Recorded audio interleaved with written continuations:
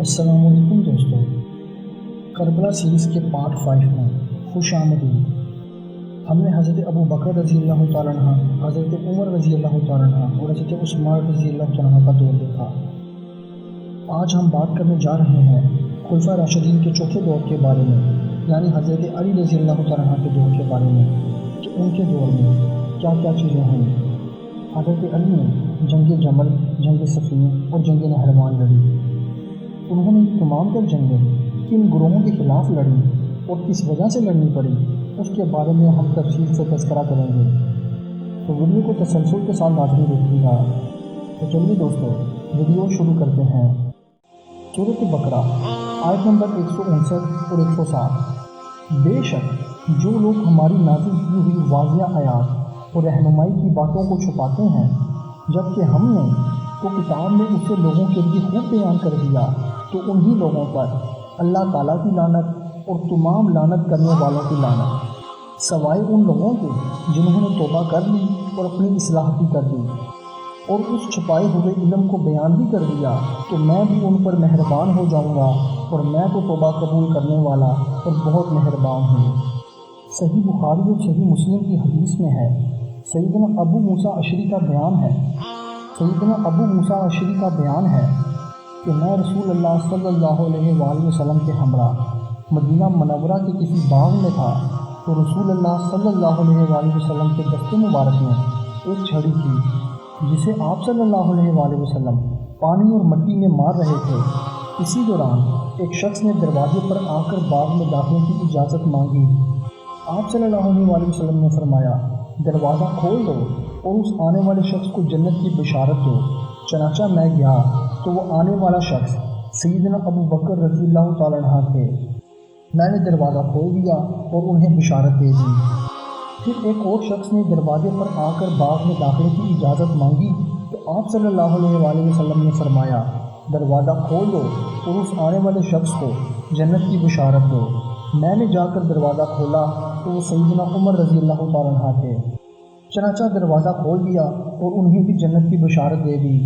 پھر ایک اور شخص نے دروازے پر آ کر باغ میں داخلے کی اجازت مانگی، تو آپ صلی اللہ علیہ وآلہ وسلم ٹیک لگا کر تشریف فرما تھے۔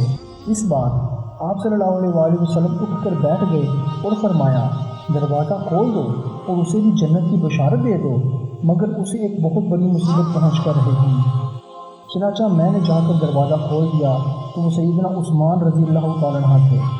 میں نے جنت کی بشارت بھی دی اور آپ صلی اللہ علیہ وآلہ وسلم کی بیان کردہ بات بھی سنا دی۔ وہ بات سن کر سیدنا عثمان نے کہا، میں اللہ ہی سے مدد چاہتا ہوں۔ صحیح بخاری 6216 اور صحیح مسلم 6212۔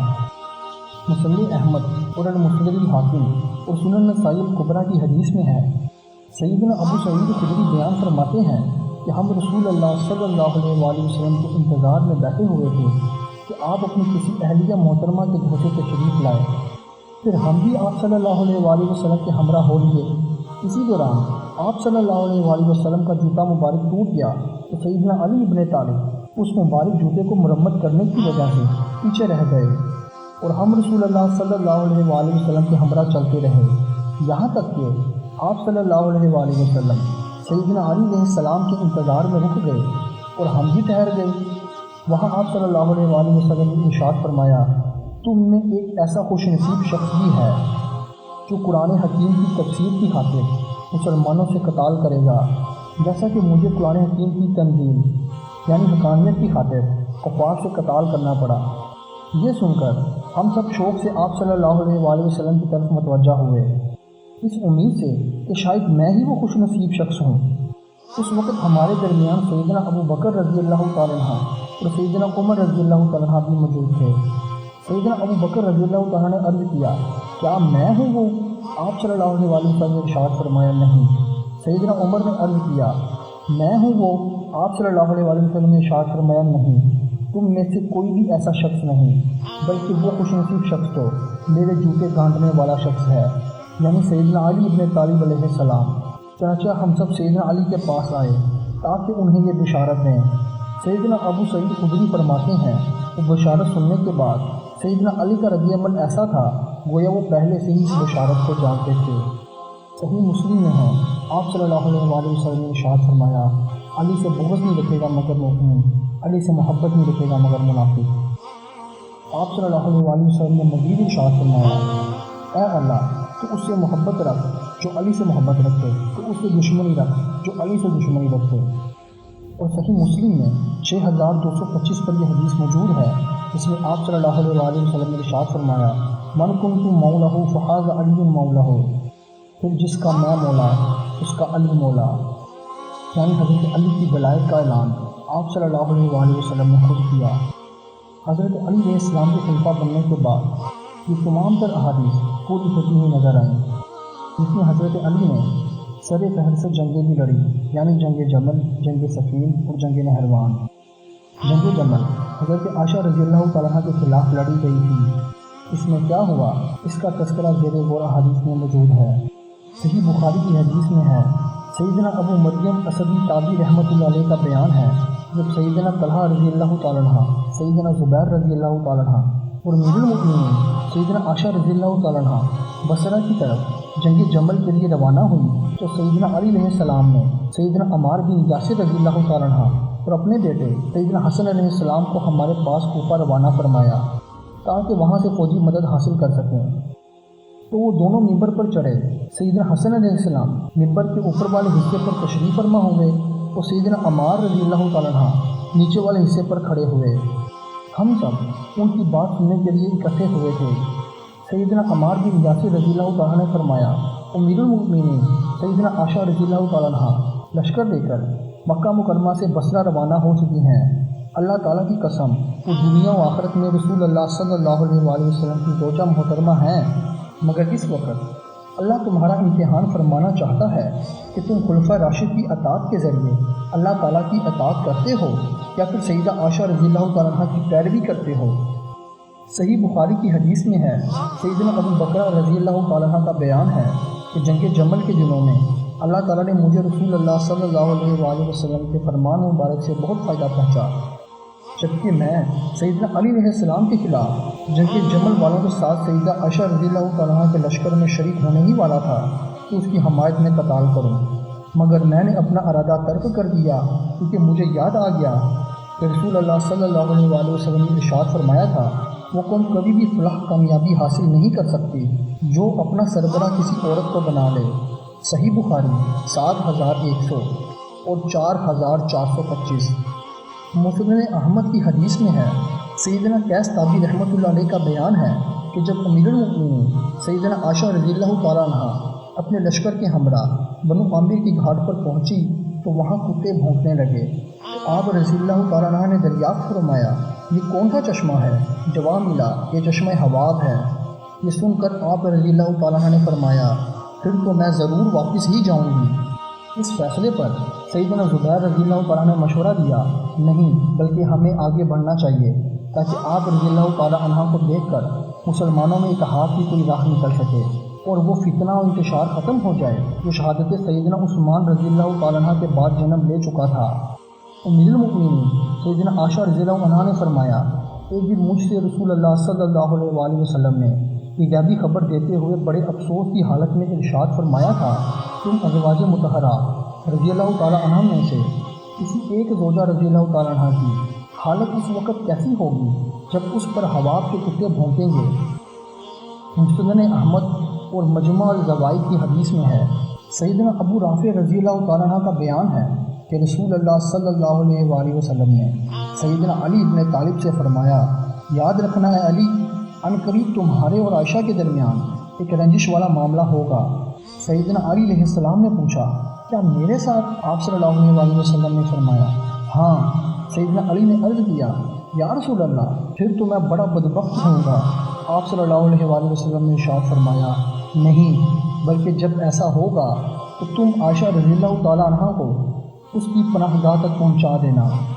مجموع الزوائد کی حدیث میں ہے، سیدنا عبداللہ بن عباس کا بیان ہے رسول اللہ صلی اللہ علیہ وآلہ وسلم نے اپنی ازواج مطہرات سے ارشاد فرمایا کاش مجھے معلوم ہو جاتا کہ تم میں سے میری کون سی بیوی ایک ایسے اونٹ پر سوار ہوگی جس اونٹ کے چہرے پر بہت زیادہ بال ہوں گے، حواب کے کتے نکلیں گے اور اس کے دائیں بائیں بہت زیادہ قتل و غارت ہوگی، اور پھر وہ بال بال بچ جائے گی۔ محدث اعظم سعودی عرب شیخ محمد ناصر الدین البانی رحمۃ اللہ علیہ المتوفیٰ 1420 ہجری اس حدیث کے تحت لکھتے ہیں، اس معاملے میں زیادہ سے زیادہ یہ اعتراض کیا جا سکتا ہے کہ امیر المؤمنین سیدنا عائشہ رضی اللہ تعالیٰ عنہ کو جب حواب کے مقام پر معلوم ہو گیا تھا تو انہیں تو واپس چلے جانا چاہیے تھا، لیکن احادیث میں آیا ہے کہ وہ واپس نہیں گئیں۔ یہ بات تو ام المؤمنین حضرت عائشہ رضی اللہ تعالیٰ کی شان کو زیبا نہیں دیتی تھی۔ اس سوال پر ہمارا یہ جواب ہے، ضروری نہیں کہ صحابہ کرام رضی اللہ تعالیٰ عنہ میں کمال والی ہر صفت پائی جاتی ہو۔ یاد رکھیں، لغزش اور غلطی سے پاک صرف اللہ تعالیٰ کی ذات ہے۔ کسی سنی مسلمان کے لیے جائز نہیں ہے کہ وہ اپنے قابل احترام ہستیوں کے بارے میں اتنا غلوف کرے کہ انہیں شیعہ کی طرح معصوم اور اماموں کی صف میں لا کر کھڑا کر دے۔ یعنی عصمت صحابہ کا عقیدہ بھی ویسا ہی باطل عقیدہ ہے جیسے کہ شیعہ کی عصمت ائمہ کا عقیدہ باطل ہے۔ ہمیں اس میں شک نہیں ہے کہ ام المؤمنین رضی اللہ تعالیٰ عنہ کا یہ خروج اصل میں خطا پر مبنی تھا، اس لیے جب ان کو مقام حواب کے بارے میں رسول اللہ صلی اللہ علیہ وآلہ وسلم کی پیشن گوئی کے پورے ہونے کا معلوم ہوا تو انہوں نے واپسی کا ارادہ بھی کر لیا تھا، لیکن سیدنا زبیر رضی اللہ تعالیٰ عنہ نے انہیں یہ کہہ کر واپسی کا ارادہ ترک کرنے پر قائل کر لیا کہ شاید آپ رضی اللہ تعالیٰ عنہ کی وجہ سے اللہ تعالیٰ مسلمانوں میں صلح کی کوئی صورتحال نکال دے گا۔ اس میں بھی شک نہیں کہ سیدنا زبیر بھی اپنے اس اجتہاد پر خطا پر تھے۔ عقل بھی اس بات کا تقاضا کرتی ہے کہ ان دونوں گروہوں میں سے ایک کو ضرور خطا پر قرار دیا جائے گا، جس کی وجہ سے مسلمانوں کے مابین سینکڑوں ہزاروں لوگوں کا خون ہوا۔ اور بے شک ام المؤمنین سیدنا عائشہ رضی اللہ تعالیٰ کا اجتہاد ہی اس جنگ جمل والے معاملے میں خطا پر مبنی تھا۔ اس کے بعد بہت سے اسباب اور واضح دلائل موجود ہیں، اور اس کی ایک دلیل تو ان کا اپنے اس خروج پر نادم ہونا ہی ہے، اور یہی ندامت ان کے فضل و کمال کو زیبا بھی ہے۔ یعنی حضرت عائشہ رضی اللہ تعالیٰ عنہ اپنے اس خروج پر غمگین رہی اور انہیں اس پر ندامت ہوتی رہی، جو کہ ان کے افضل کمال رتبے کو زیبا دیتی ہے۔ ان کی یہ خطا اجتہادی خطاؤں میں سے ایک خطا تھی، جو کہ نہ صرف معاف کر دی جاتی ہے بلکہ اس پر ایک اجر بھی ملتا ہے۔ صحیح بخاری کی حدیث میں ہے، سیدنا عروہ بن زبیر تابعی رحمۃ اللہ علیہ کا بیان ہے، سیدنا عائشہ رضی اللہ تعالیٰ عنہ نے اپنے بھانجے سیدنا عبداللہ بن زبیر کو وصیت فرمائی تھی کہ مجھے ان ہستیوں یعنی رسول اللہ صلی اللہ علیہ وآلہ وسلم اور سیدنا ابو بکر رضی اللہ تعالیٰ عنہ اور سیدنا عمر رضی اللہ تعالیٰ عنہ کے ساتھ دفن نہ کرنا، بلکہ مجھے میری سوکنوں یعنی ازواج مطہرات رضی اللہ تعالیٰ عنہ کے ساتھ بقیع الغرقد میں دفنانا۔ میں ان تینوں عظیم ہستیوں کے ذریعے اپنی شان نہیں بڑھانا چاہتی۔ المصنف ابن شیبہ کی حدیث میں ہے، سیدنا قیس تابعی رحمۃ اللہ علیہ کا بیان ہے کہ جب ام المؤمنین سیدنا عائشہ رضی اللہ تعالیٰ عنہ کا آخری وقت قریب آیا تو آپ رضی اللہ تعالیٰ عنہ نے فرمایا، مجھے رسول اللہ صلی اللہ علیہ وآلہ وسلم کی ازواج مطہرات کے ساتھ دفن کرنا، کیونکہ مجھے رسول اللہ صلی اللہ علیہ وآلہ وسلم کی وفات کے بعد ایک نیا کام سرزد ہو گیا۔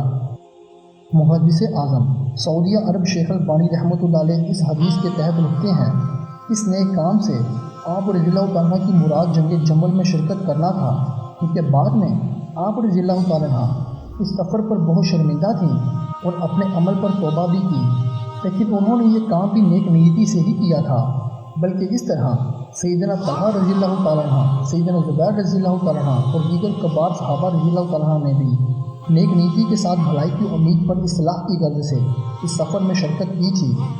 المستدرک الحاکم کی حدیث میں ہے، سیدنا قیس بن حازم تابعی رحمۃ اللہ علیہ کا بیان ہے، میں نے مروان بن حاکم جو جنگ جمل میں بنو امیہ کی طرف سے لوگوں کو سیدنا علی بن طالب کے خلاف بھڑکانے والوں کا سرغنہ تھا، تو جنگ جمل کے اس دن سیدنا طلحہ پر ہی تیر چلاتے ہوئے دیکھا تھا، چونکہ گھٹنے پر لگا اور اس زخمی حالت میں مسلسل تسبیح کرتے رہے یہاں تک کہ شہید ہو گئے۔ المصنف ابن شیبہ اور فضائل صحابات کی حدیث میں ہے، سیدنا علی بن طالب نے فرمایا، مجھے اللہ تعالیٰ سے پوری امید ہے کہ میں سیدنا عثمان بن عفان رضی اللہ تعالیٰ عنہ، سیدنا طلحہ رضی اللہ تعالیٰ عنہ اور سیدنا زبیر رضی اللہ تعالیٰ عنہ ان لوگوں میں سے ہوں گے جن کے متعلق اللہ تعالیٰ نے قرآن کریم میں ارشاد فرمایا ہے، ہم ان ایمان والوں کے سینوں میں سے ہر قسم کا کینہ کھینچ نکالیں گے اور وہ بھائیوں کی طرح جنت کے تختوں پر آمنے سامنے بیٹھے ہوں گے۔ سورۃ الحجرات آیت نمبر 47۔ کیوں حضرت علی علیہ السلام نے جنگ جمل میں فتح حاصل کی اور اماں عائشہ رضی اللہ تعالیٰ عنہ کو اپنے گھر یعنی اپنی پناہ گاہ پر صحیح سلامت پہنچا دیا، یوں اماں عائشہ کا مان بھی رکھ لیا اور جنگ جمل کو جیت بھی لیا۔ ہم اپنے سننے والے ناظرین سے عرض کرتے چلیں، کچھ احادیث آپ کو پچھلے پارٹس میں ملیں گی اور کچھ اگلے پارٹس میں۔ اگر آپ کو کوئی چیز نہ ملے تو آپ اس کے آگے پیچھے والے پارٹس دیکھ سکتے ہیں۔ شکریہ۔ آخر میں اللہ سے دعا ہے کہ اللہ ہمیں دور حاضر کے فتنوں سے محفوظ رکھے اور اپنی پناہ میں رکھے، اور اپنے رسول صلی اللہ علیہ وآلہ وسلم کے عقائد پر چل کر جنت کے رستے پر گامزنی کرے۔ آمین ثم آمین۔